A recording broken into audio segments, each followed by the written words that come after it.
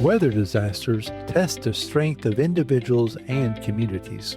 The stories of resilience and heroism that emerge are truly remarkable. Whether it's first responders, volunteers, or everyday people stepping up in a crisis, these narratives remind us of the power of preparedness and human determination. Welcome to Weather Heroes.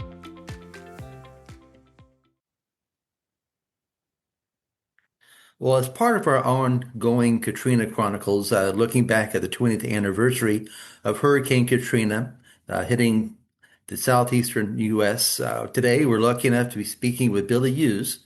Mr. Hewes was a key player in a lot of the response along the coast, as well as having important roles in the government. And we'll kind of ask him about his background. But first of all, welcome, Mr. Hewes. Thanks. Glad to be with you. Thank you, sir. So, Mr. Hewes, tell us a little bit, I guess, about your background in the 2005 era, and really, you kind of, I know that you were the mayor in 2024. So, as we go through this, I'd like to look a little bit at the before Katrina, the immediate aftermath, as well as kind of the long-term stuff that you've been down there to see the recovery part, you might say. So, with that said, I'm going to turn it over to you, sir. All right. Yeah, thanks again. Glad to be here. And Mr. Hewes was my dad. Just call me Billy. That's fine. Okay. I've grown up in South Mississippi just about all my life, as has my wife. And before I got into politics, I made my living as an insurance agent and a real estate agent. For 20 years, I was a member of the Mississippi Senate. And during that time frame was when Katrina occurred. Since then, I've been mayor of the city of Gulfport for the last 12 years. Just finished that term of service. So I had a little bit of background as far as storm prep, living through these, being in Hurricane Alley. It's part of our fabric, how we prepare, how we get ready, how we, check on one another. So it's a pretty long laundry list. And fortunately, most people pay attention. The challenge is when we underestimate a storm. And complacency kills. If you go a few seasons without a storm, you tend to forget, how these things can spin up really fast and become very dangerous very quickly. So you don't want to live in a state of anxiety, and that's not necessary. You just want to be prudent and prepared, and that's on an individual, family basis as well as a community basis, with your different government entities having different roles to play. Okay, very good. So what was your politic job in 2005? In '05, it was as a state senator, and I learned very quickly that so much of it occurs, so many decisions occurs at the local level. The legislators are considered to be, for the most part-time, even though it occupies a great deal of your time. And so my job was to be a liaison between the locals and the feds, and make sure that the messages were getting through, that we were communicating effectively, that, we were boots on the ground as far as, being and seeing, eyes and ears for a lot of folks, and trying just to accommodate and facilitate. But I learned as mayor later in life that, and I saw it then too, that it's the locals, your first responders, your fire, your police, your public works, getting things back online, getting streets cleared. So there's just a lot to do. But back in 2005, everybody, we were under the impression that, look, Camille in '69 was terrible, but that was the standard. Nothing could be worse than Camille. And that's what we kind of were lulled into a sense of, I won't say security, but understanding of what might happen. And then Katrina just dashed all of those impressions and brought something unprecedented ashore. And it literally, as Governor Barber said, scrubbed away a lot of the coast of Mississippi. And so we had a monumental task. But as the first thing that everybody did, no matter what your background or line of work, you were checking on your loved ones. You were checking on your neighbors. You were seeing that everything's intact, and trying to help people find loved ones and get in touch with them. Communications were pretty much gone. We were so inundated with salt water that most of the infrastructure for the landlines at the time, because cellular was around, but it had not really come into its own. Right. But all those were totally just destroyed. So you could not use a typical phone. So you were borrowing whatever cell phone you could, hopeful that the towers were up and you could tell people you were alive. But that was the first order of business, getting that done. As an insurance agent, certainly we wanted to get the word out through radio stations and folks as far as here's where your claim center is going to be. Here's basically everybody was in triage, Right. and all companies sent teams down and they were spotty and where they could be. Fortunately, my office was north of the interstate, and so we were able to set up a command center there. But it was 24/7. You stay as long as you need to, as long as you can, as long as people came and had a need, you kind of saw fit to make sure they were served because they had their own personal challenges. What was neat about the whole situation, if there's such a thing, is the spirit of our community. The resilience is always talked about. Yeah. But we had, I started saying, we saw the worst of Mother Nature, but the best of humanity. And no matter what came, we understood very quickly that stuff is just stuff. And your house is stuff. The stuff inside your house is stuff. If we could reach out and put our arms around a loved one, or check on a neighbor, or embrace anybody, or just touch somebody, the human element was key and critical. And it didn't matter your walk of life or background or anything. There were no lines. Mother Nature, she's an equal opportunity impactor, and no matter what your background, socioeconomic status, whatever, everybody was impacted by this storm. And so, you saw very quickly, I've got a picture of just nothing but slabs. Yeah. House is gone, just the foundation left, and American flag stuck in the middle of it, Yeah. So there was a great spirit of folks, understanding that, yeah, this is tough, but we're going to come back bigger and better. Yeah. I saw such spirit. I had the opportunity to go down there a little bit myself, and when you talk about the spirit of the community, it's very, very impressive. I met a lot of folks that were there for the hall, and again, very impressive. So here you are, an insurance agent down there dealing with other people's challenges, but you probably had your own.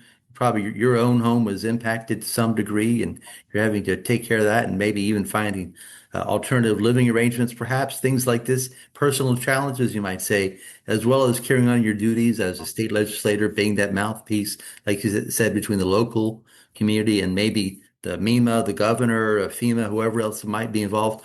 What other challenges, I guess, at a personal level did you have, and how did you balance all that? You learn to lean on folks, but you have to be self-sufficient too. And fortunately, a lot of folks did get out of harm's way. Our house was near the bayou, and I knew I couldn't totally evacuate the area as an insurance agent. I had my responsibilities, but we did want to stay close. But it became very apparent that there was going to be a pretty considerable storm surge. So we picked up and again went north of the interstate. My parents had a home up that way, so we were able to at least evacuate to there. The people said, "What was it like? What did you see?" In a hurricane at night, you can't see anything. You can hear the wind, you can hear things crashing around, but for the most part, it's sideways rain and a lot of blackout conditions. Power goes out, so there's not any light for the most part. Afterwards, it was a real test for a lot of folks who had stayed because your food, your freezers everything's gonna thaw. So if you got food, you better cook it. For the first 3 days after the storm, everybody ate really well because we were cooking everything and people were sharing. But after that, the reality started to set in that there was nothing to drink, not much to eat, and the relief services were still coming in. And so just those basic challenges. I mean, I saw people fighting over bags of ice when 18-wheelers would come in and stuff, because some folks would panic. Most folks kept their heads about them. The other thing that was really uplifting was, of all the volunteers that came, we learned you've got to coordinate volunteers. You've got to coordinate where you're going to bring stuff. And there was a great response from the entire nation. But churches really outshone everybody. They weren't encumbered by red tape. Yep. They were just very giving, and not only did they send supplies, they came, people in droves of people, and they organized themselves to help folks tear out their homes, to help folks rebuild their homes. So we were ministered to physically and spiritually and mentally, and I think our success in recovery would not have been as great as it was, but for the selflessness of our churches. You mentioned the communications aspect. Obviously, no cell phones and things like that, limited, if at all, landlines. What other type of challenges do you say? What were maybe your top five to getting something done or going through life every day? Gas became a very rare commodity. So if you wanted to get around, that was real hard to do. The other thing with gas and fuel is those cellular towers that were still up, they didn't have power to them either. So they had generators, and you had to keep the fuel to those generators so you could talk, whether it was cell towers or radio towers that for the radio communications. And it got to a point where some tanker trucks had to come in convoys that were protected, because you would have some folks, try to peel them off and say, no, I need it for my city, or I need it for my law enforcement or whatnot. And, Right. So, we got to have it for the larger picture. And so it took a lot of juggling, a lot of, again, some negotiating, but some intervention too. Yeah. By folks a little higher up said, look, we don't want to have armed escorts if we don't have to, but between the National Guard and the Highway Patrol, we're going to do what we can to try to prioritize. The other key, when you could get around, is we don't realize how taken for granted our navigation is, just as far as driving around our own communities. We navigate more by structures and landmarks than we do by road signs. In our case, both were gone.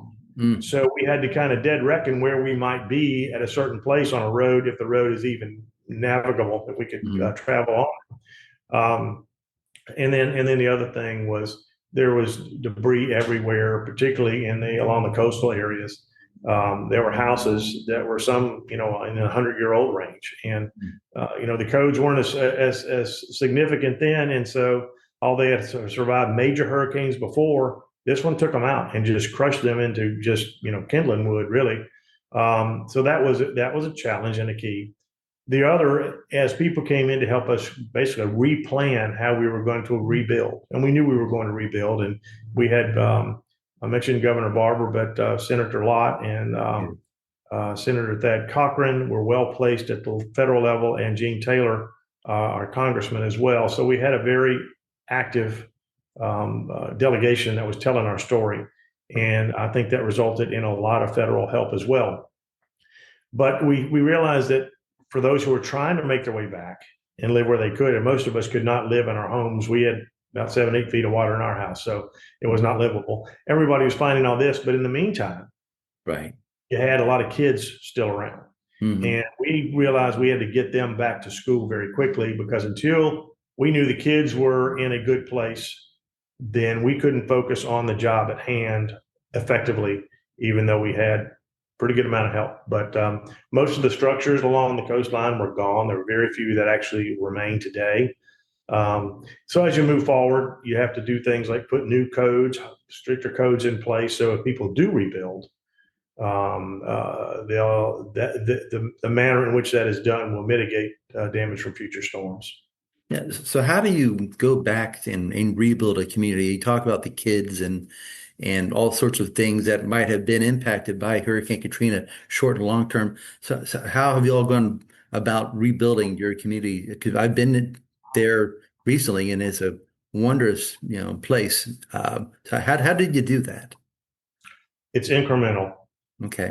And you have to understand, just whether it's in your own life, in business, or in government, most things, particularly if they're worth the effort, they're going to take longer than you anticipate.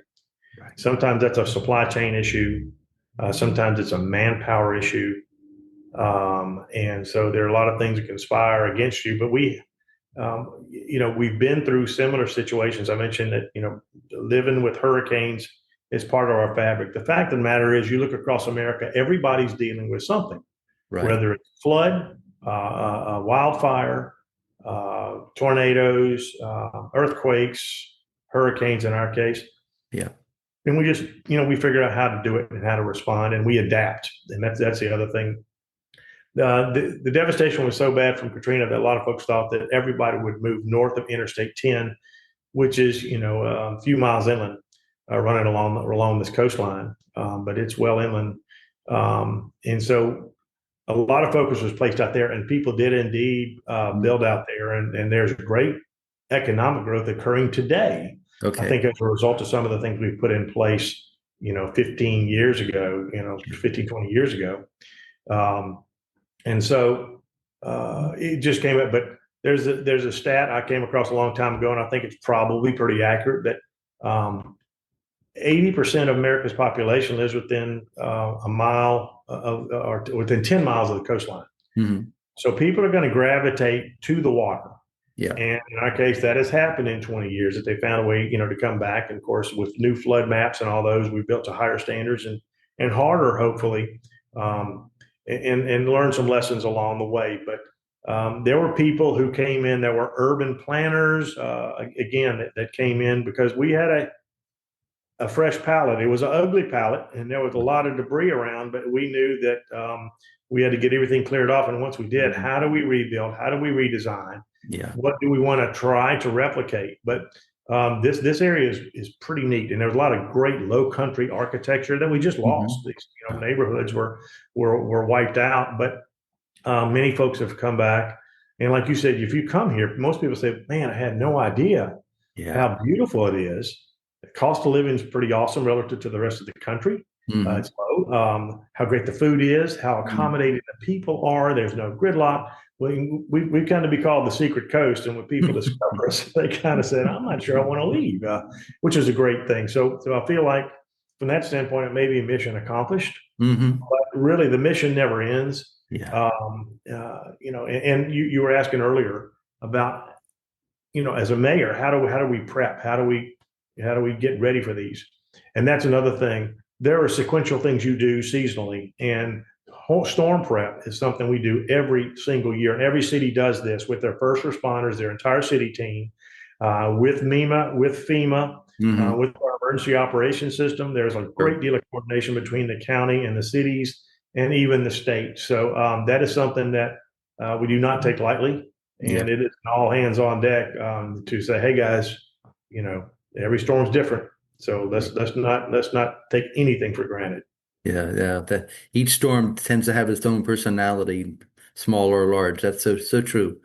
A couple of stories, perhaps from your time during those Katrina days, that perhaps reflect the resilience of the people, maybe some overcoming a challenge or two, perhaps something that stands out in your brain. Some of them are just the generosity of people. You would come across somebody who lost everything. Their home was literally washed away, scrubbed away. We said, "Man, hey, what can we do?" And this story replicated across the coast. It just wasn't in one spot. Right. And you say, "Hey, you need something to eat? What can we do?" And most of the time, the man or woman would say, "Hey, we're good." Because you're like, "No, you're not good. No, we're good. Yeah. I got my family. I got my loved ones. I got a little food to eat. I'm good. I'm good. So go check on Mr. Smith or Miss Jones down the road, because I think they're having a hard time, or they got a bunch of kids. Go help them out." Yeah. So it was very selfless. There was some vigilance too. About you're always going to have some people try to take advantage of these situations, and looters got roughed up pretty good, and they should have. And so, but I saw within 6 hours of the storm, there were some businesses that had been blown out, and I saw people going in and just taking whatever they wanted or could. Fortunately, that's that's not the norm, and most folks were all about the business of just helping each other and getting things done. But you're going to have some folks that are going to loot and take advantage of it, but that was not tolerated on an individual or on a collective basis. But probably one of the funniest stories I shouldn't tell, but it's we find humor, and that's how we cope with a lot of things. But on 2nd Street, which is a block off the beach, we had my brother was living I had bought my grandparents' home, and my other brother was not too far from him, and he had purchased another relative's home, and their homes were totally messed up pretty bad. And you had these news crews coming through and checking things out, and everybody wanted to help. Well, my mother was, she'd come in and try to help recover things that, quite frankly, looking back, you couldn't repair them or fix them, but you had to try, and she had three other ladies, and they looked like, at the end of the day, something out of the Muppet Show that had been plugged into electricity. Their hair was out to here. They were all soaking wet and all this. And Yeah. I said, well, what do you do, at the end of a day like this? And my mother, she had the means to get back up to her home north of the interstate, and they had a generator and water, well water. Mm. So they had access to a hose. And she said, well, for me, my highlight is getting to go back go back home and crawl on the garbage can and take a bath. I'm thinking, oh Lord, that's what everybody's going to think about Mississippi. But the fact of the matter is, it was one of those bins that you could get in and just kind of wash off. But she was wearing a Billy Hewes for Senate T-shirt. I said, there you go. I got it set. So we laughed at ourselves a lot Good. and found humor even when it wasn't humorous. But I just think some of the success stories, getting the schools back open was a huge success. Tourism's our bread and butter down here as far as our economy. We're very diverse. I was talking about what's neat about this area, from military bases to industry to business to hospitality to medical. Pretty diverse, and even a strong education component. But in the casino industry alone, which was still kind of, finding out what it was going to be, there were 16,000 people employed there. And that's a huge hit to the economy. So we had to get a lot of things back on board. People set aside any concerns they had, and let's find a way to kickstart this and jumpstart and get folks back to work as well as the schools. Yeah, that's something folks don't think about. I mean, that's a humongous, tremendous hit, like you said, on your economy. All those folks, and how do you get them back, and where do they go back to, at least initially, and the companies that are employing them, how do they deal with that? And of course, making sure everyone's okay too, like you said at the beginning, looking for people and trying to make sure everyone's okay and has found a temporary place. Well, that thing about the temporary place, housing was at a premium, and probably for the first 2 or 3 years, again, I talked about prioritizing. There wasn't a whole lot of tourism to be had. There was no place to stay because those hotels that were viable or that were repaired, you had either insurance claims folks that had to be there still assessing things. You had construction workers that had to have a place to stay. So there were a lot of tent cities. The power company, amazingly, they had a mission. They got the power back restored within 12 days. That's unheard of. But again, what the power companies do, and if you've been around any storms like this, they know how to prepare and marshal. And so I'll just use Southern Company for example, but it goes beyond Southern Company. It's the Electric Power Associations. They all come together, and they go and they send hundreds of trucks and teams that work and rotate in and out and just go wherever the need is, and understanding there's a job to do, and getting that power restored it's a life-saving component. It's necessary, not just quality of life. And then the response of the not just utility companies but communications companies as well, with cellular networks and those sorts of things. That is the means of communication, and Cellular South was in its infancy, and they had really started to establish themselves down here, ceasefire today. Right. But they did a remarkable job, and just kind of figuring out things on the fly. And they sent down hundreds, if not thousands, of cell phones. We're probably in the flip phone BlackBerry area then, but they sent the units down while they were repairing their towers, and just handed them out, especially to municipal officials, law enforcement, so they could at least communicate and let everybody know what's going on. Wow. We had no idea the extent of the devastation. It came very apparent, if you had the ability to get up in a helicopter. But as far as radio access, TV access, we had radios, but we couldn't see everything that the world that was seeing, but how far it was. I mentioned we had evacuated. My mother-in-law, she was blind, and that didn't inhibit her at all. But we had her with us, and we went up to my parents, and we came down as soon as the storm abated. And the closer we got to the coastline, the more apparent that this was something unprecedented. And once we got up to where basically there's an east-west railroad track that is elevated. I don't elevate; it's like a berm. So it was a small levee, and it stopped a lot of things from going in further inland as bad as it was. Much of the flooding topped that, particularly around the bays and bayous. So, but it was effective in some areas. But so when we came across that into the neighborhood areas, there were not many houses, but there were 10-foot, 15-foot, 5-foot piles of destroyed homes that you had to walk on and navigate through. And after a hurricane, there's kind of sensory overload. You obviously you see all this destroyed and racked, but what you smell is gas, natural gas lines that have been broken, tree sap, where trees who have been just ripped to shreds. You start to smell things to decay, and and that's never good. What you hear chainsaws and helicopters and gas lines again. So it's just some things that kind of stick with you as far as what you do. But we had my mother-in-law and family with us and the kids, so they saw how bleak it was too. But kids take their cues from their parents, and so we drove where we could, and we did a lot of walking and checking. And when we lived near the bayou, and so when the waters receded. Mm-hmm. It took a few hours, but we weren't able to get to our house until that.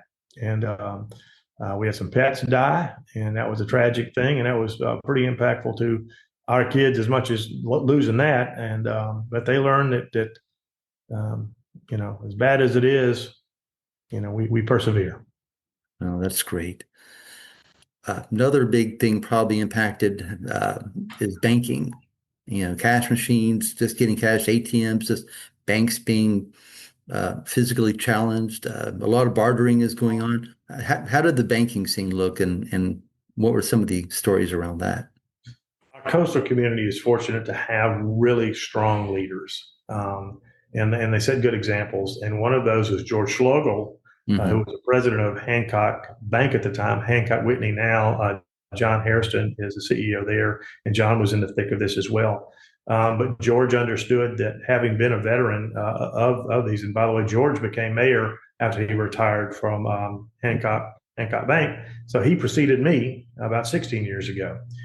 But basically what they did, they understood that, communications networks, much less, checking machines or anything like that are going to work. So they were operating on a trust basis, and Hancock and others, Peoples, and I think it was Deposit Guarantee at the time, but they all pretty much set up a situation where people could come get cash and almost write an IOU, and it was on a trust basis. And most folks who came to get it, because you were not going to do a credit card, there were no credit card machines that were going to work. Yeah. So it had to be on either a barter or a cash basis. Mm-hmm. And they just basically kept ledgers on who got what money and how much, and they probably limited, you can only get so much at any one time, but here's the deal. And they probably even lent money to folks who weren't even the customers until that time. So where there was a need, they responded, and that was pretty remarkable. Again, how you had to innovate on the fly. Yeah. What was neat is that I'm told just about everything that they had given out, they got back. Wow. So I think that goes to the depth of appreciation that in the moment that they were able to provide some help. And so it's not just good business, it's goodwill. Yeah, that's a great story, actually. That's such a need. And that really, when you hear about what should go into your hurricane kit, and they say, well, make sure you've got some cash. Well, clear example of that. Cash is king initially. After that, there's no. Well, especially in today's day and age, not many of us carry cash anymore. Amen. Yeah. But you probably want to make sure you get some when you start collecting your water, when you start gassing your car. Yeah. When you start getting some food goods that are not going to spoil, you need to go ahead and get some cash too. Okay. Along with the first aid kit. Yeah, very much so. So, Billy, any stories of insight that you'd like to share with the listeners, and then after you maybe share anything else around that? Perhaps some words of wisdom to other mayors and I guess citizens in general about hurricanes and really, I guess, natural disasters and preparing and responding. There are a lot of things that are going to try to grab your attention, and you just got to prioritize pretty quickly. From a recovery standpoint, from a documentation of recovery, municipal officials need to make sure that they assign somebody to document everything. Because what happens, the federal government is going to respond, and you need to be able to justify what you're asking for, where it's going to be applied. But 5 years later, after the dust is settled and everything is gone, the inspector general is going to come down and say, okay, we're going to take a look at your books. How'd you spend the money? Where'd you spend it? All that sort of thing. So you need to just make it easy on yourself or whoever's going to come after you. Yeah.